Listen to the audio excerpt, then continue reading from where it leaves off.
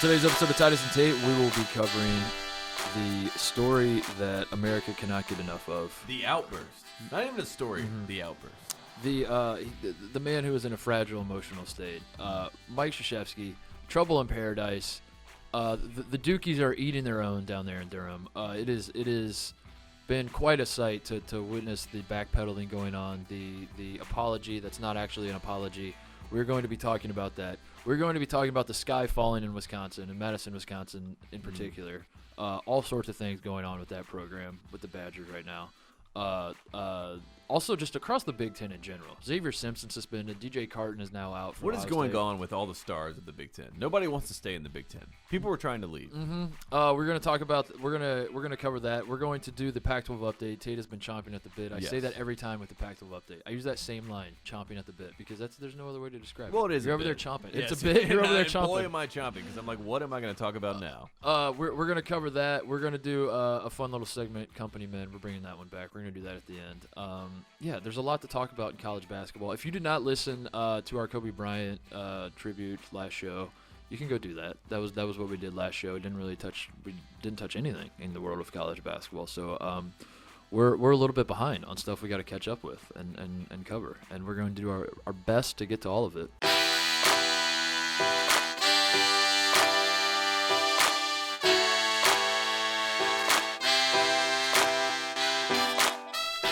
All right, Tate, it is Thursday night here in Los Angeles. We are a few days removed, as I said at the top, from doing our Kobe Bryant show. Very somber show. We're the saddest show we've ever done. I still have lingering feelings towards the whole Kobe thing. Like, I'm still not over it. I still haven't processed it. I was hoping, like, doing that show would help me get through it, and then, like, it could kind of, like, put that part behind you and, like, move on with your life, whatever. Still really, really hard. Still feels fresh. Still does not feel real that Kobe Bryant is no longer with us. And I, as those thoughts kept percolating in my mind as the week went on, I thought, how are we going to do a show? Like, how are we going to get back? How do you shift from just the tragedy that was the Kobe Bryant death and those that perished along with him? How do you shift from that into what this show usually is, which is just nonsense about college basketball, about the world of college basketball? What could, like, how is that shift going to happen is what I said to myself.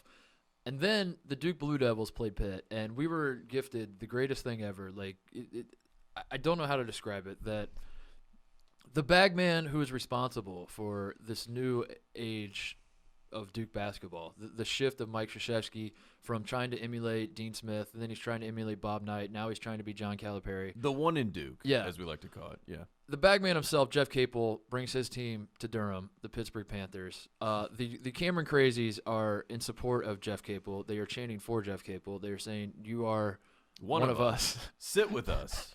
You are us. And Coach K loses his mind because he's a senile old man who has no idea what's going on. And the fallout from this it was tailor-made for this show, Tate. So we're back. It's good to be back. And it is good to be back because Coach K losing his mind is something there are like four pillars about this show. There's something that you can really point to as like, this is something that we are about, whether it be the FBI or Coach K or Kevin Stallings or just basketball. Those are the four pillars. Yeah. And this may be Patino. It may be Patino, but that might be in the Kevin Stallings. Yeah. Who knows how many pillars there are, but we'll figure it out. But regardless, Coach K losing his mind, when the Cameron Crazies were confused why he's losing their mind. Just so that moment in time, and a referee actually being on Coach K's side, being his hold me back guy, which is just almost too fitting to really even imagine, because usually it's Coach K going after an official. Right. This time it's going after his own fans. And you said he didn't say sorry, and Coach K wanted to reiterate that he did not say sorry. He just wanted to make amends. He's sorry, but he did the Patino. He's like, I'm sorry, but I'm not. He literally said, I apologize to the students for that, but I don't apologize for the timing. Like, he went on this whole press conference. His answer in the press conference was hysterical. Let's just get to it. I want to read the whole thing because it is hilarious, and I typed it all out. I don't know if I made a mistake on that, but I've never heard another coach's name yelled out in the middle of the first half when we're in a war with a team. Yes, Mike, it is war. 19-year-olds playing a sport for free is definitely war. I thought it was something personal because I've never heard, and then he stops. He goes, I apologize to the students for that. I don't apologize for the timing. You shouldn't say that. in the middle of the first half of an ACC game, this isn't some cutesy little thing where we can just bounce a ball around and giggle. We've got to shots fired. We've got to fight. We have to have people that are adamant about it. So once I heard his name, again, I'm not going to say, and he raises his hand and says, will you please tell me exactly what you're doing? So it is a mistake on my part, but I'd rather make the mistake in protection of my guy. And then I went just at the end of the half and said, look, he's our guy, he's our guy. So I apologize, but let's think of a different cheer. You leave the other guy alone. So basically, I'm sorry that classic coach, classic Patino move, classic just like any coach in college basketball, basically. Yes. I'm really, really sorry. I'm not sure what I'm sorry for, but you guys seem to want an apology You from guys me. seem to be upset. You guys are upset. I'm sorry you're upset. How do I appease how upset you are? It's very funny. Like, as I drive around LA, the billboards. We always see the billboards everywhere. Bill Maher's show's coming back, and it's sorry, not sorry. Yeah.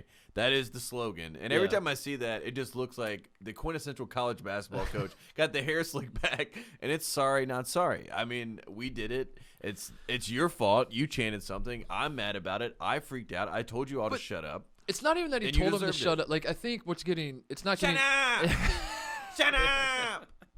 That's what he was yelling. It was terrifying. It's not getting lost. I almost said what's getting lost because it's definitely not. People on the internet are dragging him, and rightfully so. Yes. What's getting lost in translation to Coach K? How many times can Coach K get dragged? Whether it be Dylan Brooks, whether it be indefinitely. I mean, like, just recently. There's been so many iterations over. The problem that he doesn't seem to understand is I don't think people really.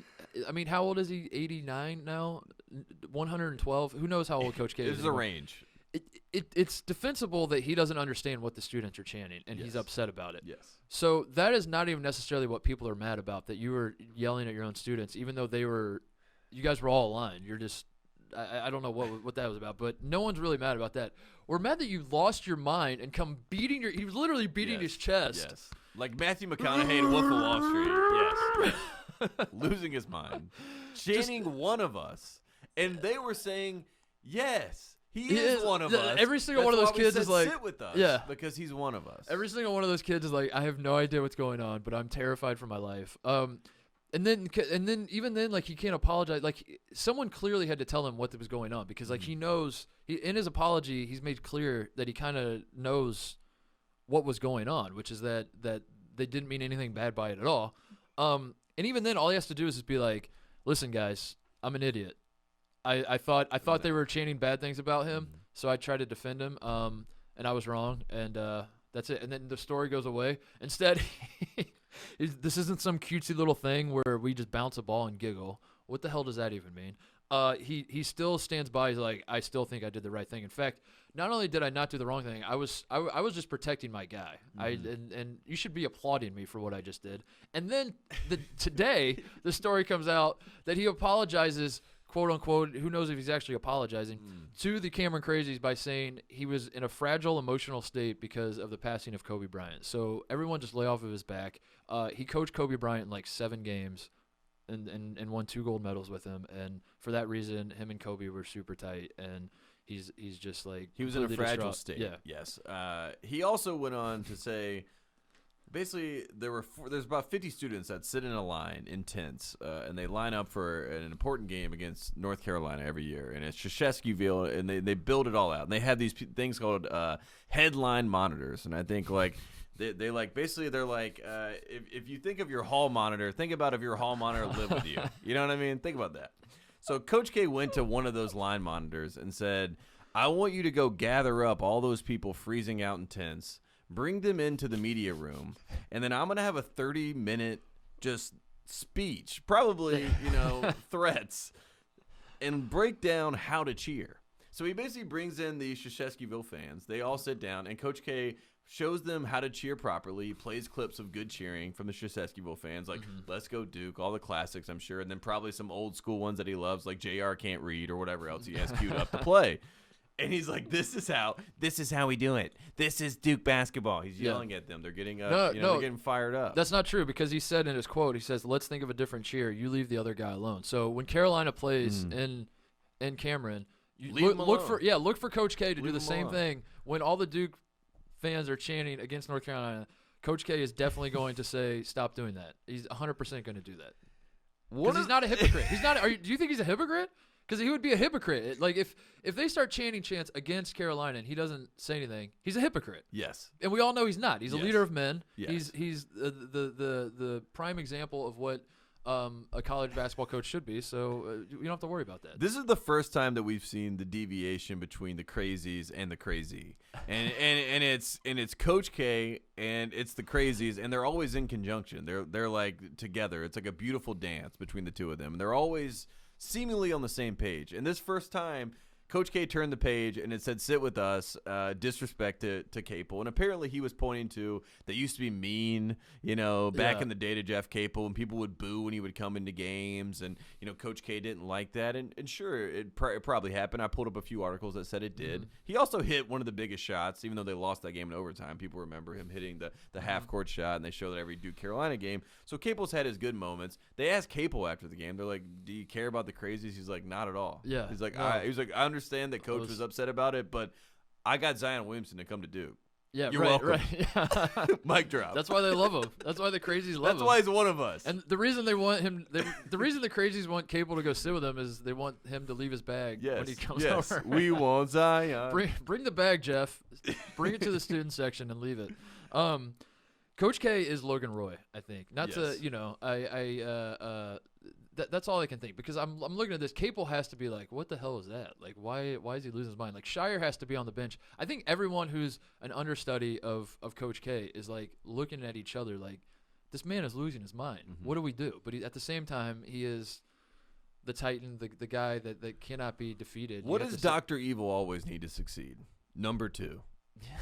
Coach K has no number 2. You know what I mean? There's no guy that he can really point to. And in fact, his number 2 is coaching at Pitt. So that's why he's saying he's one of us. He wants to stay in good favor with Jeff Capel for when the Pitt thing doesn't Jeff come Capel together. knows where the bodies are buried. Exactly. Too, so, we got to be nice to this guy. But do you think that all the people that are all of K's disciples, do you think they all, behind closed doors, when K goes and goes, reads his iPad and goes to sleep in his coffin or whatever it is. Do you think with his iPad? Do you think all of his disciples are calling each other, being like, "This man has lost his damn mind"? Who is Judas? Who's gonna be Judas? We need to find Judas. I don't know, man. He's going to be Grayson Allen when he comes back to be on staff in about 3 years. I feel like that's going to be it. That's when Coach K will finally, that'll be the end of the leash. But until then, this is actually a great moment. This sparks Coach K. All we want is the fire, Yeah. And if you want to see fire, that's fire. That's fire. That man's lit. I still think that I said it last year when they were when he did the worst coaching job of his career with the Zion team. And basically was play zone. Just play zone, switch everything, and you guys figure it out on offense. Yes. That was all Zion. They just sat there and crossed his arms. That I think I said that he has entered the Joe Paterno stage of his career, where he's just sitting there trying the balls out, trying not to piss his pants as he's sitting there, and that's really. And he's just like, huh? What's going on? And he's looking at his assistants like, are we up? We down? Ooh. I think he's reached that point of his career, and I just want him to retire. Please retire, Kay. It's time. Kay will never retire. You're the greatest coach. I want to say something nice about you. You are the greatest college basketball coach of all time. You are better than John Wooden. I will defend anyone who wants to argue with me on that. Mike Krzyzewski is the greatest coach of all time. I could not defend the last 3 or 4 years of Mike Krzyzewski. Mm-hmm. I could not defend it. The hypocrisy is through the roof. His whatever aura there was about him is turning into a punchline very rapidly. Mm-hmm. It always has been for you, Tate. Mm-hmm. But those of us who are neutral fans, it's very quickly turning into a punchline. This is just another on top of that. Hang it up, Mike. Hang it up. The problem with acting is that eventually you break, And with Coach K, like you just said, he has been acting as the one and done cool guy that is all about the NBA and those guys for quite a while now, since about 2010. It's about a decade. It's a decade of keeping up an act. And he finally cracked, and what I want to know is what he thought they said. And no one, and this is why journalism, I think, is falling apart. It's because if you're in that room and you're a journalist and he's like, I thought they said something else, if Charlie Rose is in that room, and not to, but let's say 30 years ago, he would have said, what did you think they said? Yeah. And no one else asked that question because they're just like, oh, he got confused. It's whatever. But I don't know what could have really made him, with us, involved, Yeah. I don't understand what could have set him off like that. But obviously, there's something behind the scenes with him and Capel where he's like, they will never talk bad about you. Yeah, Jeff, you can't ever again. That's part of the deal. Yeah, yeah. I told you, Capel knows where the bodies are buried. Did you read the tissue defense? Did you read the last defense that he gave? Yeah, the Kobe thing. No. That was the Kobe defense. This was the tissue defense, and I'll read it out. Mike Krzyzewski said that he drops a tissue on the floor sometimes before practice every couple years, and if he sees if anybody picks it up, and if nobody picks it up, then he will host a team meeting and say, why did we not pick this up? You're kidding. Stop and it. he's like, I picked it up because this is my floor. This is our floor. Stop it. This is the tissue defense. And Coach K is basically saying that a tissue was dropped on the floor by having this beautiful... Are you on Inside Carolina? Is that your source? This is the tissue defense from Mike Krzyzewski. This is what he is saying. The moment being in that building, being on that floor, what it means to him. It means that even having a speck, like a tissue on the floor, should be picked up for the respect that you have for his court. This is my court. First, this is my floor, period. This is our floor, period. And I think what the Crazies forgot. This floor is my floor. This floor is your floor. The Crazies forgot that this is his floor, and then this is their floor. And they thought it was their floor and not his floor. And therefore, it is not their floor. You must have quit. This is the dumbest thing. Why was he paying attention to what the Crazies were saying anyway? That's the other part. Is like, are you not coach? I don't. Well, it also goes to show that he's always listening to what they're saying. Yes. You know what I mean? That's the funniest part about it is that now when he plays that he didn't see that, or I didn't see that sign that says JR can't read. I didn't see that. Yeah, you did. And you did. The Kobe thing is honestly offensive. Like that's what a horrible excuse that is. Like, of course you're distraught. That's fine. But you know what a mature man does? And I can't believe I have to tell this to a guy again who's like 130 years old. A mature person is like you keep that internalized. Like even if Kobe was the reason, you don't blame it on, you know what I mean? Like, especially when you're mentoring young men. Literally who all you have to say is, I thought I heard something else. I misunderstood what happened. That was a huge mistake on my part. I'm so sorry to the Cameron Crazies and all the fans. I appreciate that they support our former players and coaches. That's one of the great things I love about Duke University is once you're in the brotherhood, you're in the brotherhood for life.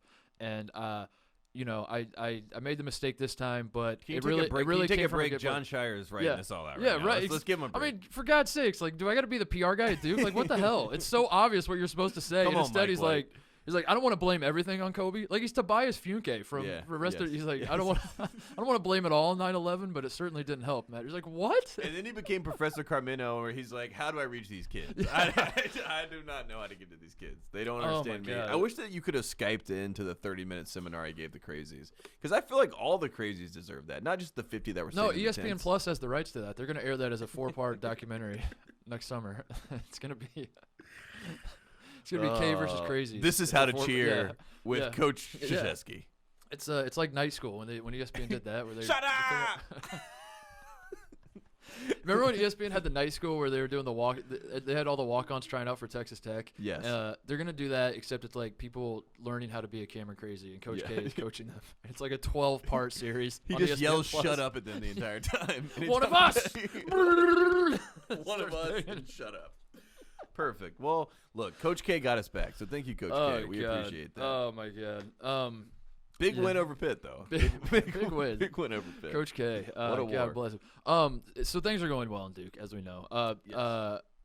One place that things are not going well, Tate, is we have to talk about what's happened in Madison, Wisconsin this week. Do we want to start with Brad Davison? Is he still the friend of the program? Yes. We have to start there. Yeah. He is a friend. He is a friend of the program. Okay. Yes. I guess we can't turn our backs on him. No. Punched Connor. Did he punch him? Did he kind of give him a light tap? Did he? What are we calling it? My whole thing with this, if you're going to nut punch, and this is why I respect Chris Paul. If you're going to nut punch, own it, do it, claim why you did it, or don't. Just like let it be known that yes, I am that guy. Don't half-ass it. Don't half-ass it. You know what I would do if I was Brad? I'd blame it on Kobe. I would say I was distraught. Yeah, I mean, and like slow motion is going to hurt a lot of guys that play this way. Yeah. So for Brad, I do feel bad about that. So are we supposed to defend Brad? Because Brad, no, we're not going to defend Brad. Yeah, if you're new to the program, Brad Davison, when he took 5 charges against NC State last year, we had him on our show.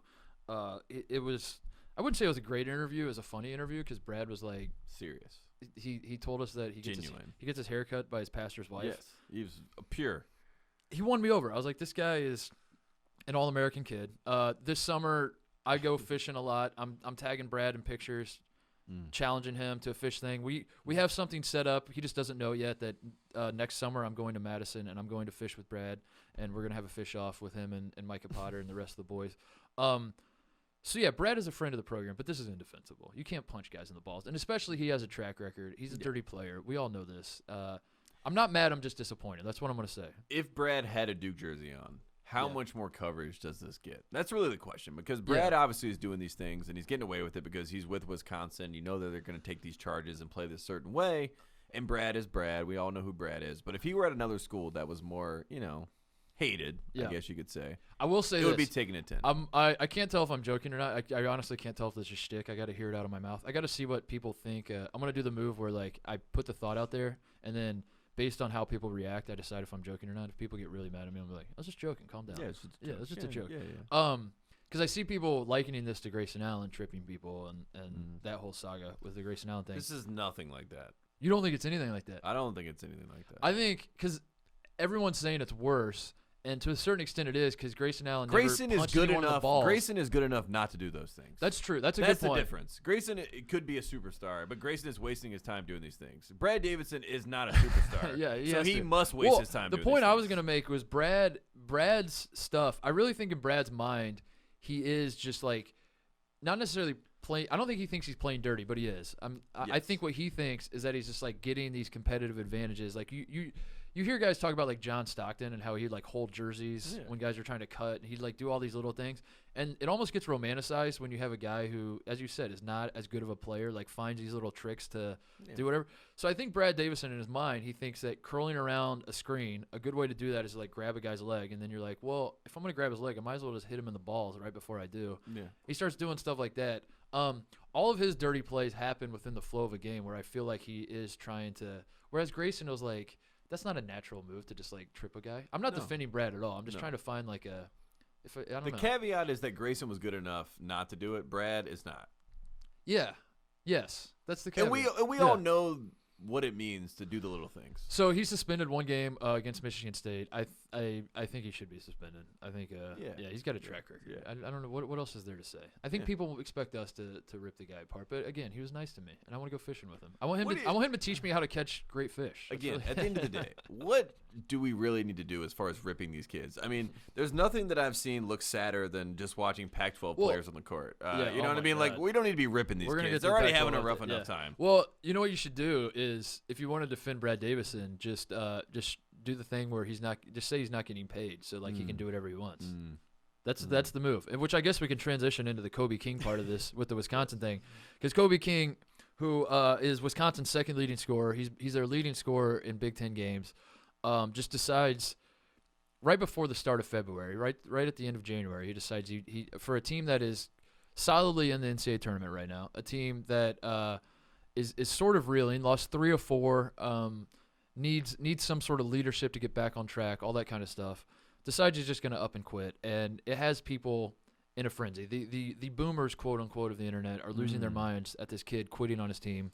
The cool kids of the internet are like, hey man, he's not getting paid. Let him do whatever he wants. And I think that's what Brad Davison should do. He should lean on that part, because if you just say I'm not getting paid, I should be able to do whatever I want, then everyone on Twitter is like, that's a great point. He brings up a great point. Wouldn't it be smart if you're Brad? You know how when the NCAA is about to come down and you know you're about to get sanctions, and teams will take, like what Louisville did, they'll just take the penalty themselves. They'll self-impose the penalty. If I was Brad, I would have self-imposed the one-game ban. Ooh, that's good. So I don't have to lose to Michigan State. Yeah. We have an excuse for losing to Michigan State. I look like the good guy. I'm aware of my mistake, and then we move on. Yeah. That would have been great. He should have self-imposed. Yeah. Just self-imposed. And if you're Kobe King, self-impose the fact that you want to leave and transfer. It is bizarre with the Kobe King thing. We got to talk about this a little bit, because the sky, as I said, is falling in Madison. Everyone is calling for Greg Gardner's head. It started with the Showalter tweet, right? That was the one that was like. First of all, so Kobe King breaks this on Instagram. He says after he puts this long post on Instagram, he has since deleted his entire Instagram as of this recording. Entirely. Yeah, he deleted his account. Oh, not even just like the post. No, he deleted his account. Wow. He literally deleted his account. As of this recording, maybe he reactivated it since we've recorded this. But after spending almost 3 years in the Wisconsin program, I realized that this program is not the right fit for me as a player and person. was part of the thing. So I don't know what the And hell's going Duke. on. I don't want to rip him too much because like. You don't like. We just have tonight, right before we started recording. T.J. Carton is stepping away from the Ohio State program for mental health reasons, and obviously that's not something like I'm an Ohio State fan. I'm an Ohio State grad. I would much rather D.J. Carton, as much as I want to win basketball games, I would much rather D.J. Carton be in a good place. Yes. So I don't get the feeling that that's what's going on with Kobe King because he explicitly says like this just isn't the right program for me. I think it is just a case of him like I'm over Wisconsin. I got to get the hell out of here. I thought I was going to play in the NBA. I'm not on track to play in the NBA. And it's weird to me how many people are defending him because they're saying like the kid is doing what's best for him. And I don't think anybody that has a problem with it is saying he doesn't have the right to do what's best for him. Because I think like no one's saying he shouldn't be able to do this. You should be allowed to leave the team whenever you want. But at the same time, I don't think it's unfair if you're kind of pissed off and saying like the kid just quit on his team. Like I don't like Andy Katz went nuts on Big Ten Network. I don't know if you saw that. No, I did not. Oh, he went nuts because Andy Katz went to Wisconsin, and the theory is that like one of the coaches got in his ear and would just like say all this, and then he's like, done. Perfect. Yeah. Boom. Say no more. Got it.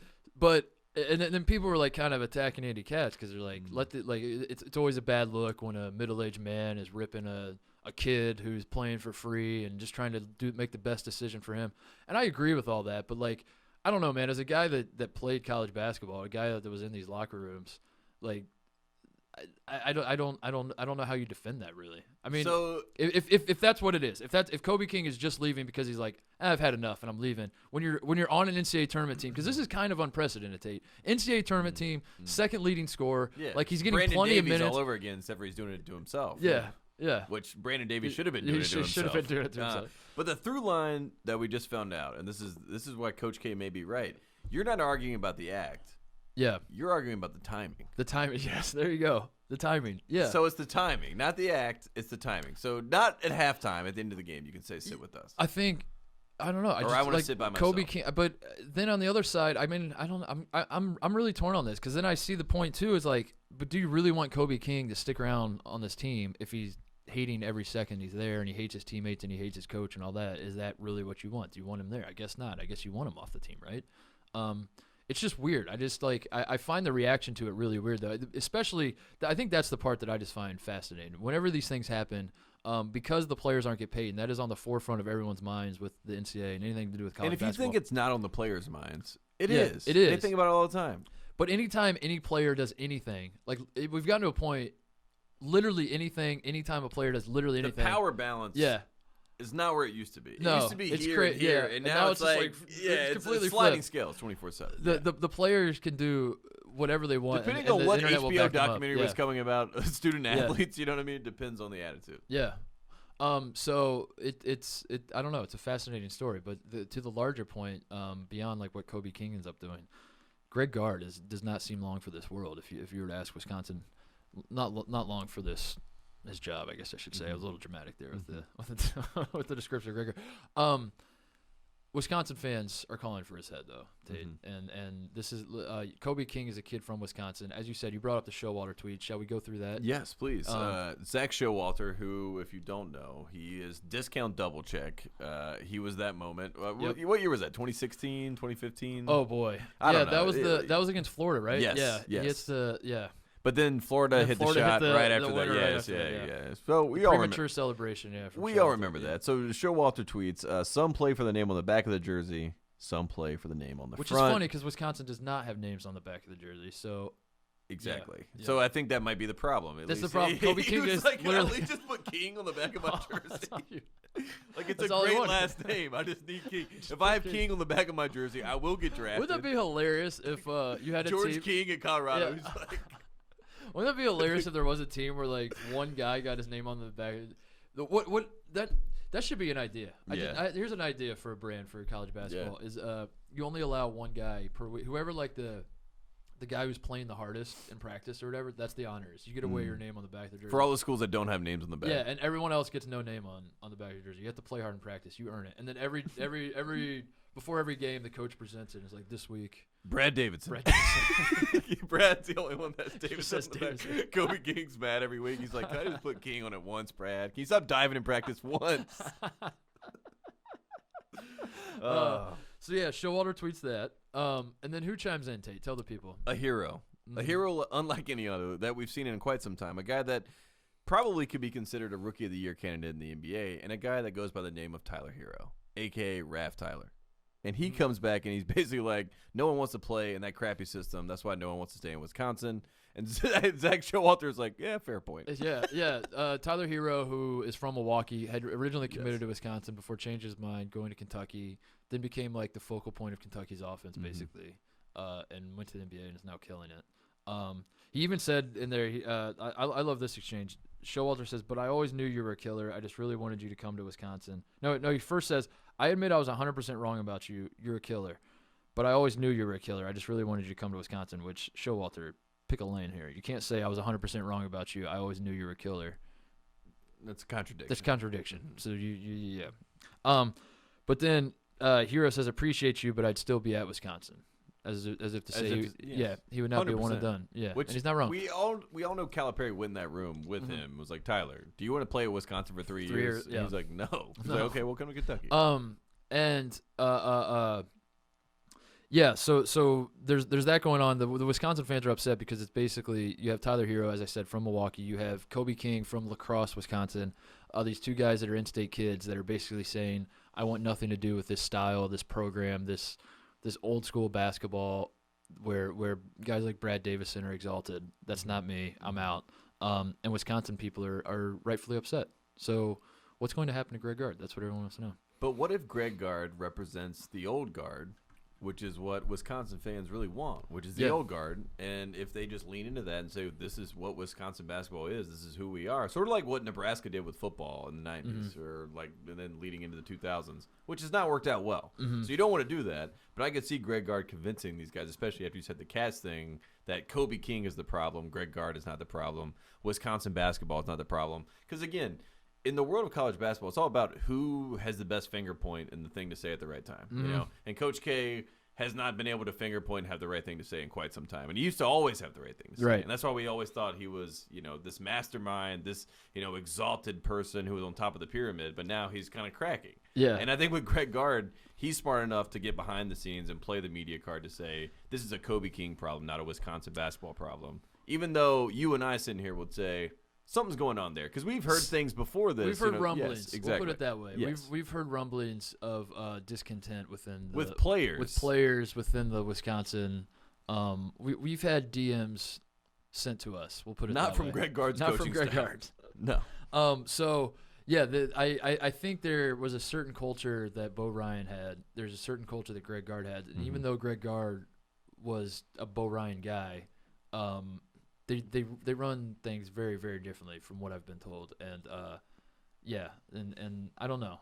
It's going to be interesting to see what happens, because if you ask the Wisconsin fans, it's time to move on. But Greg Gard, I don't know. I don't really feel like it's like I said. They're going to make the tournament. Like they have a tournament team. They're not bad at I don't know.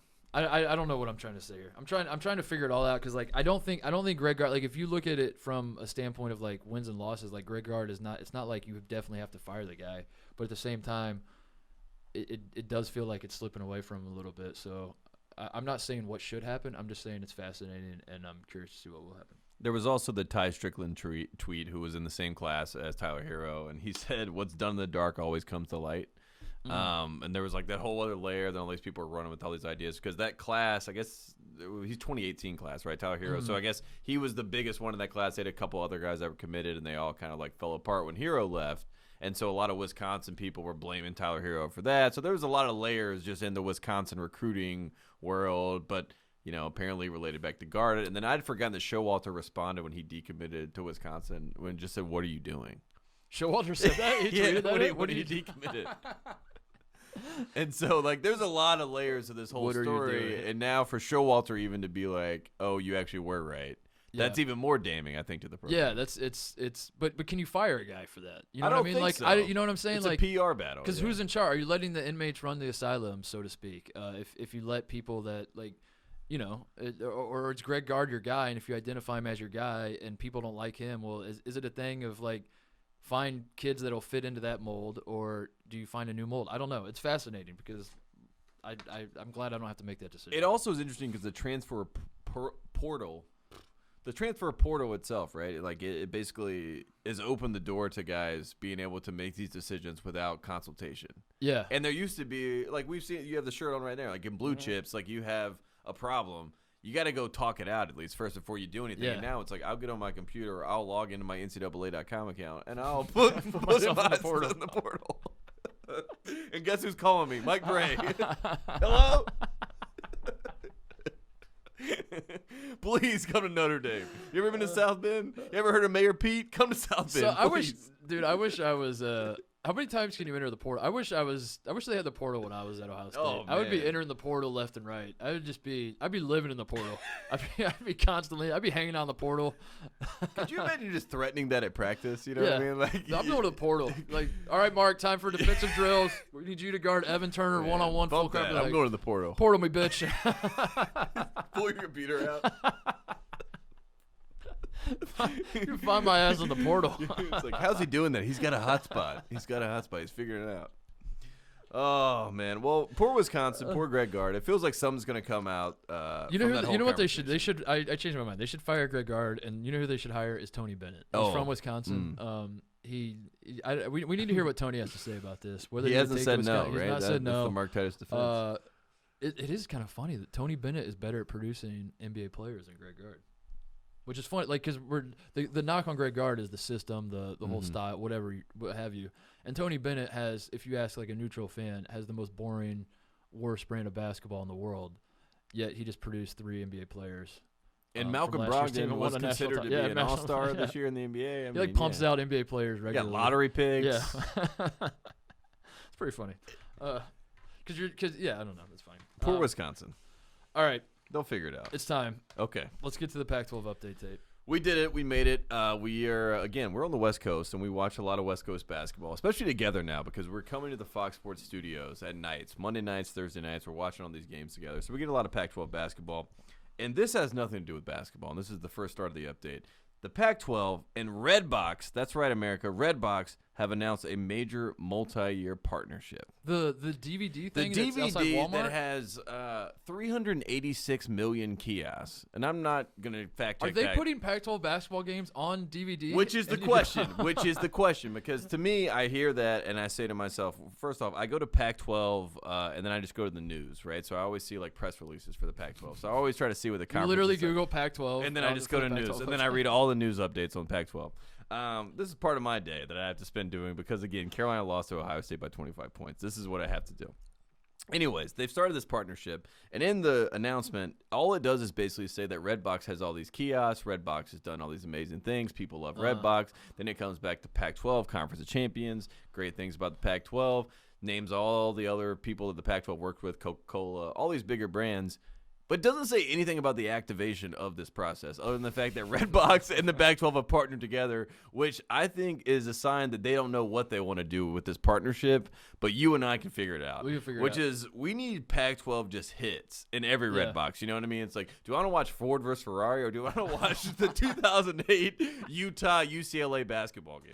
Pac-12 Classics. Yeah, Pac-12 Classics. They'll be in Redbox. You know what I think it is? I think it's like, remember when you had to get the CD-ROM to download a program? Yeah. You get like the AOL disc and you put it in your computer. Or you buy like Microsoft Office. You put it in on the disc.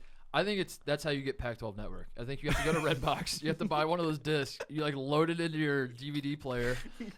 Updating system, one green bar. 5 days later, it's updated, but you lost internet in the middle of it, so it all deleted itself. That's how you subscribe to Pac-12 Network, I think. That's how it works. Well, that's perfect. Redbox and Pac-12, that's happening.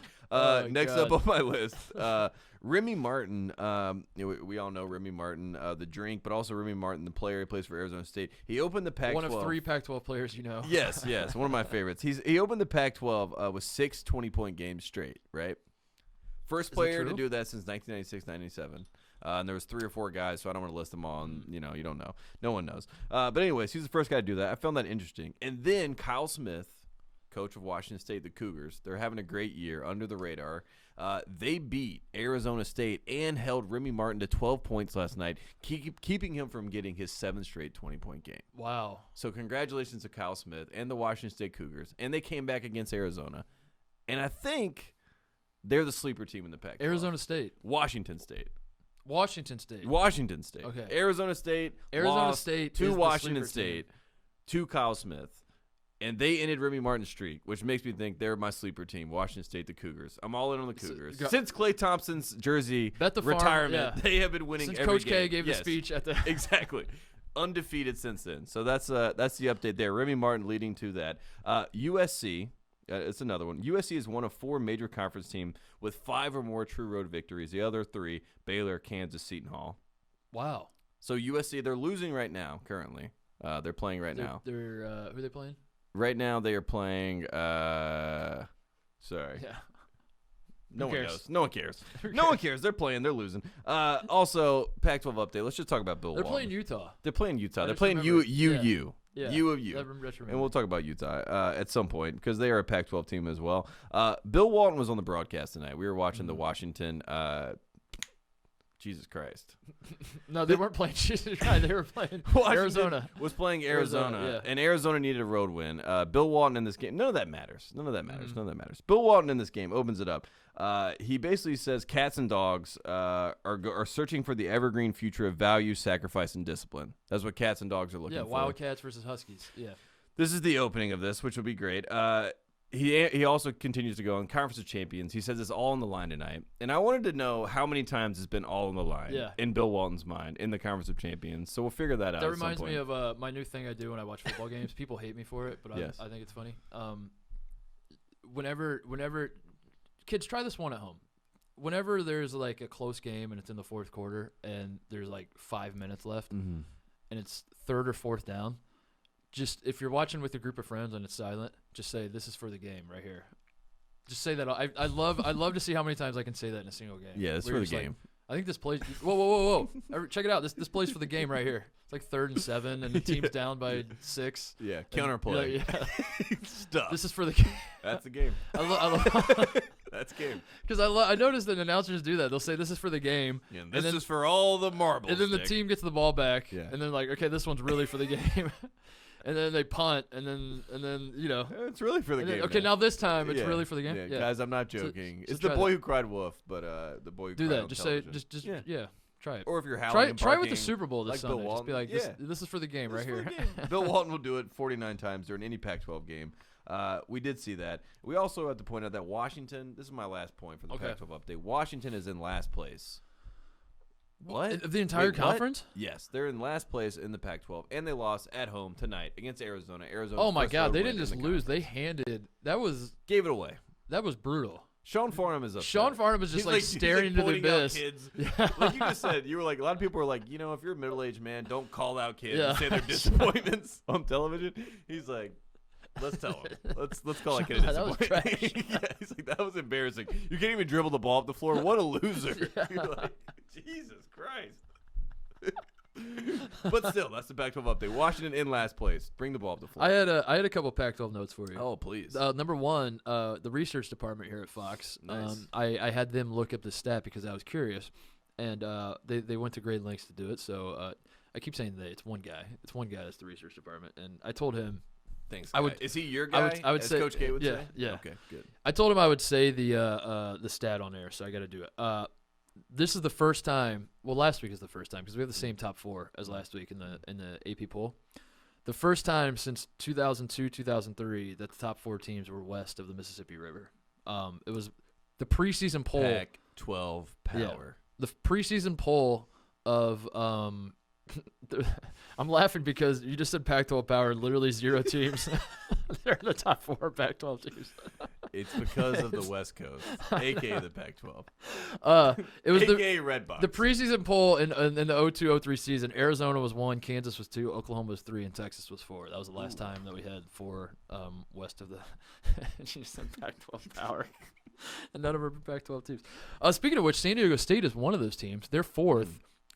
You might remember, Tate, I had the game at New Mexico circled as a possible, just because like I've heard about the pit. New Mexico apparently has one of the best arenas. It supposedly gets loud. But then the story comes out that Jaquan Lyle, former Ohio State guy who I thought could have won Big Ten Player of the Year eventually, and it is now at New Mexico. Jeff Goodman puts out a tweet. Jaquan Lyle did not go on a road trip with New Mexico. Instead, he hosted a party in Albuquerque where someone ended up getting shot, and you're just like, sorry, what? Can we dissect what just happened there? So anyway, I had it circled as like New Mexico. Maybe the crowd gets crazy. Maybe road games are always tough. San Diego State jumped out to a 17-0 lead and is now 22-0. And they blew them out. I think they're going to do it. I was looking ahead at the schedule. We have two games that I now have circled are at Boise State and then the finale at Nevada. The Boise State game is February 16th. Boise State is number 89 on KenPom. They're going to be fine, right? Like I mean, road game. It has to be a road game. There's no way they're losing at home because they play Saturday. Knock on wood. They play Saturday. They play Utah State, who's the second best team probably in the Mountain West. They already took care of business at Logan, Utah. I think is where Utah State is.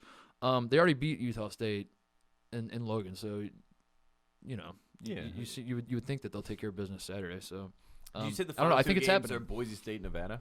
No, those aren't the final two. But those are the final. The two. Those are the two that like I think. Very funny because all that made me think about was remember that year when Boise State was like going to be number 1 in the country in football, and then they played at Nevada, and then their quarterback was Colin Kaepernick, and Nevada beat Boise State because they missed a field goal at the end. Yes, and that was the reason that Boise State didn't get to go to the BCS game, and everyone was kind of like, "Oh my God, like they blew it." I kind of feel like that's what's going to happen with San Diego State. It's going to be Nevada or Boise State. It's going to be one of those teams, and it's going to be a game where. We're kind of like, I guess, it makes sense that they finally would lose. But also interesting, we saw that they were going to be the number 1 seed in the West, so Gonzaga would be the number 1 seed in the East. That will never happen, right? I don't know. I don't see that happening. Gonzaga's too good. Gonzaga has the name brand. They have the blue blood. They're going to get the blue blood treatment. There's no way. I don't think there's any way they So let's stop doing that. That was Lenardi's bracketology. He had San Diego State first. Are you ready to start taking Malachi Flynn seriously as National Player of the Year? Sure. He's averaging 16.5, 5 assists per game. I think put him in the list because why not? Yeah, they're undefeated. I think in my mind, the reason I haven't been mentioning him is because I didn't want it to be a thing where we're throwing him into the conversation because his team's undefeated. Because then the moment he starts losing, you're like, all right, get him the hell out of here. But now I feel like he's playing so well, and San Diego State's playing great defense. You know how much I love teams that play defense and have a guard that can get you buckets. He's playing so well now that like I really do think they could lose like a couple games and he would still be an All-American, right? Or at least the second team. Like he's gonna be on All-American know the list. name, right? Yeah, like that's sort of the game that we have to play with this. Is like Peyton Pritchard right now is getting the notoriety because of the name recognition. We've seen him before. He's made the Final Four. He was younger then, but now he's older in Oregon basketball. You know what I mean? People know who he is, but. I have to ask you about a team, and this is, can we be done with the Pac-12 update? Can we ball it up, or do we need more Pac-12 updates? I had a couple other notes, but we can get to them later. No. Let's get to them, because I have a note about a team that let's just get into it now, because quickly. This is east of the Mississippi, so just get on a plane real quick and go back east of the Mississippi. This is just something I want to throw out, because this is the gamesmanship I want San Diego State to play, and this is why it matters. What Dayton is doing is genius, which is, it's basically let's tease it out as long as we can, and then let's not do it. Which is basically let's be the team that's they might lose today. Let's watch this Richmond game. Let's keep an eye on Dayton. Get all of America. Get the eyeballs. Saying everyone's texting everyone like every single time. Throw the TV on. Dayton's gonna lose. Yeah. Upset alert. And then they are capitalizing on upset alert because that's the only way to get eyeballs. So and then the Dayton SID has an earpiece in. He's like, not yet. They're watching. Not yet. Yes. Not okay. Now. Obi now. Obi now. Crooker like goes back, crosses up, throws a lob, top and dunks it. It's like, they got it.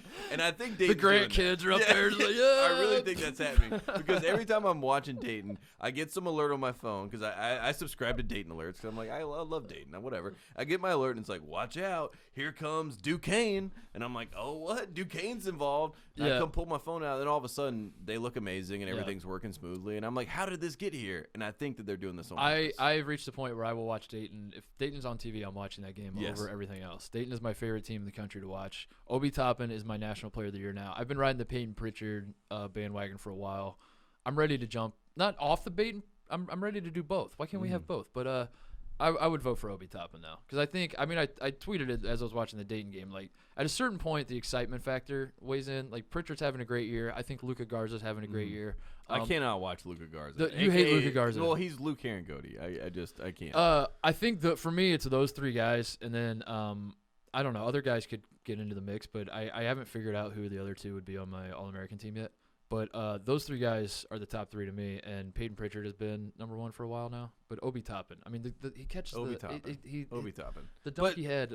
You brought it up, Peyton Pritchard. We got to go back to the. Let's get back on the plane. Okay, now you're ready to go back to the Let's go west of the Mississippi. Okay. I just had two notes. So one was the mountain trip is back. Yes. I wanted to acknowledge this. The mountain trip, playing at Colorado and Utah. For those who don't know, in the Pac-12, you take like pod road trips, so you go play the two Washington schools and then the two Oregon schools, and the mountain trip is always the hardest. The Colorado Utah one, it's the hardest in the sense that those two schools aren't really next to each other. Like most of the trips are two schools that are by each other. They're not really that close. The altitude messes people up. They're by far the two furthest away from like the rest of the clump of teams in the Pac-12. So historically, it's been a problem for teams to win, because even when Colorado and Utah aren't very good, teams always seem to slip up in one of those two games, right? But lately, it has not been as tough, Tate. Last year, you might remember, Oregon State and Washington both swept the Pac-12, or both swept the mountain trip in the Pac-12. But this year, no one has done it. And there's 4 candidates left. We have Stanford and Cal, which is next weekend. They both next weekend take the mountain trip and flip-flop. And then in 3 weeks, we have UCLA and USC. Those are the 4 candidates left. So in 2015-16, there was no one swept. This would be the first time since 2015-16 that no one swept. The mountain trip's back. The mountain trip is back, and of those 4 teams, I'm not worried about any of them. Honestly, like Stanford probably. Stanford has the best chance. USC's been good on the road, so I guess we could say USC, but I really don't. Or maybe UCLA or Cal. I mean, who knows? Maybe Mick Cronin gets the boys together. What if Mark Fox gets Cal? They almost beat Oregon tonight. Kind of. Yeah. Let's not say that. And then I wanted to give a shout out. Maybe I should save it for the end, but we're at the Pac-12 update, so I just want to say this. Our buddy Zach Schwartz, former Ringer colleague. He had quite the week. First of all, he had the tweet. He made up the story about buying flowers at a LA florist, and then luckily for him, some lady claimed it and was like, "That was me." Yeah. No, we're kidding. I'm kidding. We're joking, Zach. He was the guy who tweeted the thing about the flowers, and the lady gave them to him for free for very Kobe. LA story. Yeah, it was very cool. That was Zach Schwartz. He's the same man. He's an Arizona State alum. He went to Tempe of the Herb Sindag group. Yeah. He went to Tempe for the Arizona State-Arizona game. ASU was down 22. They came back and won and beat Arizona. So he also had that to be excited about. He beat his rival. But the real reason I'm bringing him up is so I could talk about Arizona State. And, Tate, are you aware that they caught the Penis Man of Tempe? Are you aware of who the Penis Man is? No, I'm not. The Penis Man is this guy in Tempe, Arizona, who is going around spray painting the words Penis Man, and that's it, and just like very standard font and Arial and Times New Roman. He wasn't getting fancy with it, just Penis Man. And that's all he would spray paint on various things all over the Phoenix/Tempe area. The police have been on the hunt for him for a while. They arrested him, I believe last Thursday they arrested him. But the guy they arrested, his name is Dustin Schomer. Oh, God. He told the Phoenix News-Times on Monday, "I'm not the original. There are hundreds of copycats with very distinctly different handwriting." So according to this man who they arrested, there are hundreds of men out there in Tempe, Arizona, spray painting the words Penis Man on just anything they can find. So we'll have to keep an eye on that. So that's something to watch in the Pac-12. Yeah, we're going to keep one eye on that for sure. Let's just be honest. Is Bobby Baggs the Penis Man? He has to be. I thought you were going to say Mark Godfrey when you read the name. I did not know who this could be, what this story could be. We know that Tempe, Arizona has like a filler system straight to Simi Valley. Like they go down there and recruit and take them there. So like, I mean, it makes sense that like this could be a phenomena. But boy. Congratulations, Zach Schwartz. If there's any campus in America that there would be, I'd tell you that there's a Penis Man loose. It's probably in Tempe. The other Pac-12 note I had was Gilbert Arenas. Did you see that he's going to coach now? And he's going to honor Kobe's. Like a lot of people are honoring Kobe by wearing a certain number, posting something else. Gilbert Arenas is going to take his just like insane approach to the game of basketball and coach like 12-year-olds, and those poor kids. God, turn that into a reality show, dude. That's what I'm saying. Oh like my God, the little tykes with Gilbert. That would be great. That's all. I had more notes than you did on Pac-12 update this week. Yeah, I mean, honestly, the Pac-12 update to me is becoming a mutual joy because again, we're watching all these games, so it's easy. It's dangerous. It was hard when we weren't watching games that were happening on the West Coast. Even though we were on the West Coast, we just weren't watching. Is the Pac-12 going to get more teams than the ACC in the tournament? They're going to get 5, and the ACC is going to get 5. So it's going to be a draw. Yeah, classic draw. All right, moving on. You want to do company men? Yeah, of course. We have to talk about Fox stuff. I was going to make the transition from Mark Fox to company men. Nice. Fox to Fox. Go ahead. Okay, so you guys know, like you just didn't hear. You guys remember Mark Fox, who coached at Georgia that one time that they were good with Travis Leslie and Trey Tompkins? Mm-hmm. Well, he coaches at California now, and his name's Mark Fox. And how are you go? We're at Fox, and this is Company Men. All right, this is Company Men. We are contractually obligated to talk about Fox properties and things going on at Fox. I want to start here. Take the Super Bowl is happening. Yes. Were you aware that it's posted on the it's posted in the hallway here at Fox, where there's a big picture of Joe Buck. It says in 1994, Fox hired a 25-year-old Joe Buck to be the youngest announcer of broadcast network TV NFL games. He was 25. He was 25 in 1994. Yeah. So there's that. And That's one gave Super Bowl me note. crap. Yeah. I want to go. Here's some prop bets with Fox with the broadcast. You ready? I got this from the Congratulations, Sporting Joe News. Buck. Will Fox show a picture or clip of Joe Montana playing for the Chiefs?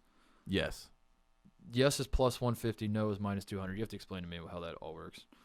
So if you bet 100, you get 150. Yeah. And okay, all right. You have to bet 200 to win 100. Yeah. If you bet no. Exactly. Okay, yeah. Will Fox mention that the Super Bowl is on Groundhog's Day? Is one of the prop bets. 100%, and they will also show Bill Murray at the same spot because he just went back to where they shot Groundhog. Lock me in on. I'm gonna make my picks. You say yes, they're gonna show. Yes. You also say yes. Will Fox mention the Super Bowl is on Groundhog's Day? I'm gonna say yes as well. Yes. And you're gonna say yes. Will Fox show highlights of Donovan McNabb throwing up? Is one. Yes. Yes is plus 800. Yes. No is minus 2,500. Yes, and I'll give you the caveat because Donovan McNabb talked to the Chiefs team the other night because Andy Reid asked him to. Oh. Boom. So yes. you're saying Lock yes. it in. I'm Yes. saying no. I'm taking the no on that one. And then finally, this is my favorite one. Do they have the rights to the footage? That's the question. Yeah. Did Fox have that Super Bowl? Where's the research department? Look it up. Will Troy Aikman or Joe Buck speak in Spanish at any point during No. I'm going to say no as well. But, God, what a fun prop bet that is. In what world would they? Why would they? Miami. Oh. They just start Joe Buck just drops like I feel a line. like, yeah. I feel like that's a slippery slope. You're going to, what could you possibly say that wouldn't be, I don't know, offensive? What was that, minus 1,000? No. Yeah. Minus 10,000.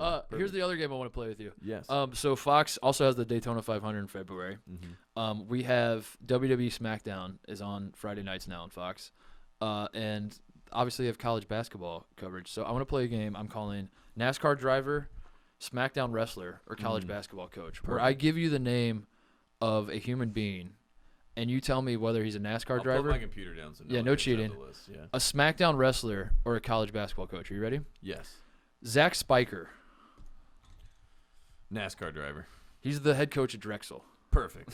So you got that one wrong. Great. Scott Dawson. NASCAR driver. He's a wrestler. Bubba Wallace. NASCAR driver. Yeah, You got Bubba. that one right. Love that. Ross Chastain. NASCAR That's driver. a NASCAR driver. Dusty May. NASCAR driver. He's the head coach. You're just doing NASCAR the whole time.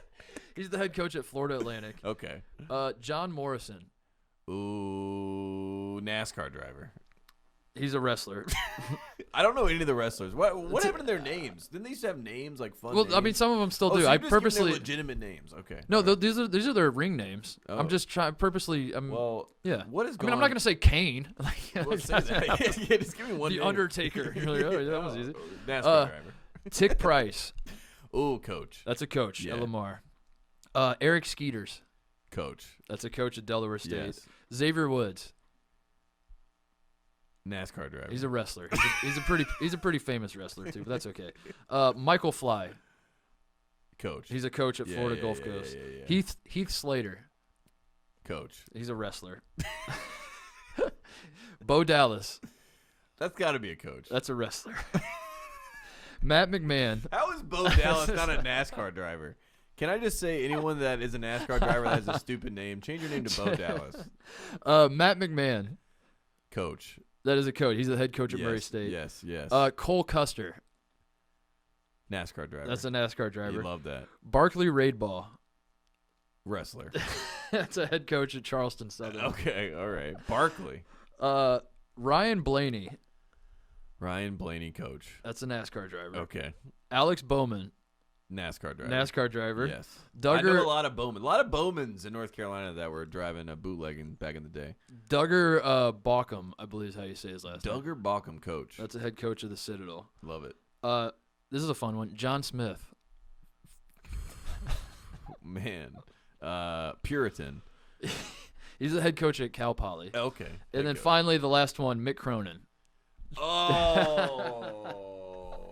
It says here he's the head coach at UCLA. I don't Former buy it. head coach. Yeah. You Former got head 1, coach. 2, 3, 4, 5, 6, 7, 8. You got 10 right out of 20. That's not bad. That's a good game. That's what we like to call in the pull business 50%. Yeah. That's my company segment. I need more NASCAR drivers. That's a fun segment. Yeah, NASCAR driver, fun with SmackDown wrestler, or college basketball. That's a good coach. episode of Company. Do you have anything else? No, I learned a lot today about the Pac-12. I learned a lot about NASCAR. I learned a lot about Fox. I will say I'm excited about the fact that we're going to be watching all these games together at night, Mondays, Thursdays. Nights. Yeah. And it's going to be fun. It is fun. And I feel like it still is surreal almost. You know what I mean? Like this is actually going to be a schedule because we've been so off schedule. Yeah. Like we actually have a schedule now. The people are waiting for us to be like, we're going to take 3 weeks off. Yeah, we're now. not. Yeah, We're here. Please join not. us. Yeah. Please clap. I have a few shout-outs. Number one, Yes. I want to shout out LSU, who has won 9 games in a row very quietly. 9 games in a row for LSU. They're undefeated in the SEC, in first place by themselves, the only undefeated team in the SEC. I don't know, flying under the radar a little bit. They won the SEC last year, Tate. Be careful, Will Wade. Just be careful. Be careful. Yeah, just be careful out there. I also want to shout out Indiana. IU, you might remember this, Tate. I had this idea to do historic shots of programs. Like instead of at halftime doing like a half-court shot, why don't you show a historic shot from the Watford shot. Let's do it. And then pull someone from the audience and they get to recreate it. IU has taken my idea. I don't mean stole the idea because the guy who had the idea actually reached out to me. They wanted me to come to Bloomington and be the first one to do it. I swear to God. And I forget why I didn't. I probably just forgot to check the email. Next year. Yeah, I'll do it next year. Next year. I probably just chickened out because I didn't want to miss in front of. I would. My you palms would be have sweating. to make Yeah, it. I know. I have to make it. That, yeah. But yeah, they took the idea. They did the Watford shot. Kentucky fans were not happy. They were roasting Indiana for it. But I don't know. Hopefully they do more shots. Hopefully it's not just the Watford shot over and over and over. It kind of reminds me of like the Musselman thing where he like recreates moments with the recruits. Yeah. It's like hopefully they do. Eventually. Yeah, just don't do the Watford shot every time, and we'll be good. I also want to shout out our good buddy, friend of the program, Michael Avenatti, who is seeking to. He's currently involved in a trial against the United States government. I don't know all the details of it. I just know and honestly, we don't want to talk about the details because we don't want to get sued. Yeah, by we don't Michael want to get Avenatti. sued. No, No, but come on the podcast, Michael. yeah, please. He is Share your gift. He is Share your story. seeking to have his Google search thrown out as evidence because it's currently being presented as evidence in this trial, and his lawyers are saying you have to throw that out. Mm-hmm. The Google search that he's trying to get thrown out is a search of the 2 words insider trading. Oh. You know what I want to be God accused bless you. of? Yeah. Outsider trading. Outsider trading. That sounds more man. fun. And then the last thing I wanted to make a note of is Miami, Ohio canceled their game against Central Michigan because of the coronavirus, which is pretty shocking. That I don't. Is ground zero for the coronavirus in America Oxford, Ohio? Is that what we're worried about? I will say this. I saw someone send me a chyron at the bottom that said the coronavirus is not related to drinking Corona, and I said to myself, there are going to be a lot of people that are going to go down. You know what I mean? This is Charles Darwin. Hey, folks, I catch the coronavirus every Friday at 5 p.m. I mean, with a little bit of Lyme disease on the side. That's literally what I'm saying. Like, what is going on? What is going on? They have nothing to stop. Oh, poor man. Corona. This is their marketing nightmare. This is bad. Yeah, or maybe it's good. Maybe Yeah, like who Darren knows? Rovell will crunch the numbers and be like, they gained this much market exposure by everyone talking about Corona. I don't know. Love it. But yeah, a college basketball game was canceled or postponed because of the coronavirus. But it wasn't. It was in Oxford, Ohio. It's weird. They should have said it was Kobe. Some games to watch. You give me a thumbs up, thumbs down. Okay, perfect. Creighton at Villanova on noon Saturday. Fox Sports 1. Oh, You care Fox about Sports that? 1, Yeah, thumbs up. you're all in on that one. Indiana at Ohio State noon on ESPN. Thumbs on Saturday. down. No, you don't care about that one. Michigan State is at Wisconsin, 1 p.m. on Fox. Thumbs up. Let's watch that one. There we go. That sounds good. Texas Tech is at Kansas at 4 on ESPN. Sounds terrible. Just don't want to watch that one. Kentucky is at Auburn at 6 on ESPN. I actually do want to watch that game. Yeah, that'll be a good one. Yeah, that's a good one. Duke is at Syracuse at 8. A surging Syracuse team. Syracuse won 5 in a row, just lost at Clemson by 1. This is the Jim Boeheim, Buddy Boeheim breakout game where everyone sees that Buddy's having a great year, Jim's having fun, and Syracuse. I'm going to say this: what is Syracuse's student section called? Boeheim's Buddies? Yeah, something like that. Honestly, if they don't chant at Coach K, sit with us during this game, I don't know what they're doing, but that needs to happen. Come on, Syracuse. That's at 8 on ESPN. And then Utah State is at San Diego State at 10 p.m. on CBS Sports Network. I actually might try to go to that game. Ooh. It's at San Diego. I'm thinking about it. Okay. I don't know, I feel like I need to go to a game down there in San Diego. Go to La Jolla, get some tacos with the Surfer Bros of San Diego. Go to, I don't know. I'm feeling drawn to San Diego right now. I want to go to a game. Sounds like a basketball powerhouse down there. And then Sunday is Illinois at Iowa. Yes. It's 1 p.m. on FS1. Also the Super Bowl. Watch the Super Bowl. Yeah, watch the Super Bowl. Our bosses are telling us we have to plug the Super Bowl. I don't know if you guys have heard about it. It is a football game that will be. Do you care who wins the Super Bowl? I saw they asked McCaffrey. They were like, "Do you care who wins the Super Bowl? You're gonna pull for the 49ers. You got Solomon Thomas on, former teammate." They asked Fran McCaffrey. Oh no, Christian. yeah. Fran's like, what? They asked Connor McCaffrey. He's got an ice pack on his nuts in the training room. They're like, "Why we have you, Connor? Your thoughts on the Super Bowl?" Every single time. So I don't care who wins. And this is probably the first time in a long. I usually always have a reason to care about someone, but this time I'm just like, I hope whatever. both teams try hard and stay safe. That's what I hope. No, I'm probably cheering for the Chiefs. I think. You think so? Just because I think Kansas City fans. I don't know. I like the Zoo. I want Andy Reid to win a Super Bowl. I think Andy Reid needs one. Yeah. But I also. Actually, you know what? I'm going to pull for the Chiefs. Why not? Yeah, the 49ers have won enough. They had Joe Montana. One more shout out I have to give. Shout out to John Rothstein, who, do you remember the story that came out when that someone did this long report about how John Rothstein tweets good luck to all the coaches? Yeah. Apparently, that same outlet is now reporting that Rothstein is no longer contributing to the New York Times, and the New York Times dropped him because he tweets good luck to all the coaches. So, thoughts and prayers to our buddy John. I don't know what happened. I don't know why. But what is wrong with saying good luck? I don't get it. I don't get it. The war on journalism continues. Just say good luck, John. If you maybe not 50 straight times, but eventually. Apparently, there's a war between John Rothstein and the New York Times, and if you're asking us where our loyalties lie, you're not paying enough attention. Yeah, it's pretty obvious where ours lie. That's it. That's the show. Anything else, Tate? No, we're good. We'll be back. We'll be back on Tuesday. Have a good weekend, everybody. Go Chiefs, I guess.